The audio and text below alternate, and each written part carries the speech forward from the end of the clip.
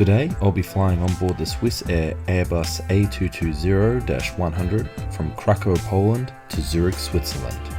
Thanks to using the new A220 aircraft, Swiss Air is able to maintain a competitive edge to low-cost carriers that operate to these smaller airports. Swiss Air was actually the cheaper option on the route, after baggage and all extras required by the other carriers. Not only was baggage included, but a meal and seat selection. I was actually the last person. They're waiting for me on the plane. Because the aircraft was so small with only 100 passengers, boarding was over before it even began.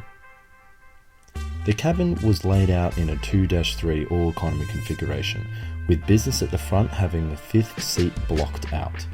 This does mean that the aisle is a little bit off-centre, but you don't really seem to notice, and I do enjoy having the privacy of a couple seat on the left-hand side.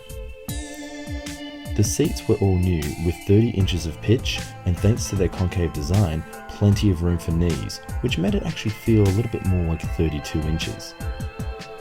The seats are covered in a rich leather that delighted the skin and made it feel far more comfortable than the normal cloth that we have come to expect. The tray table was small but very solid.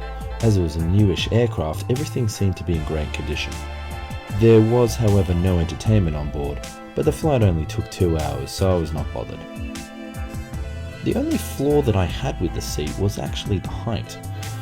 As I am 6 foot tall, I found that my head easily bobbed higher than the seat back headrest.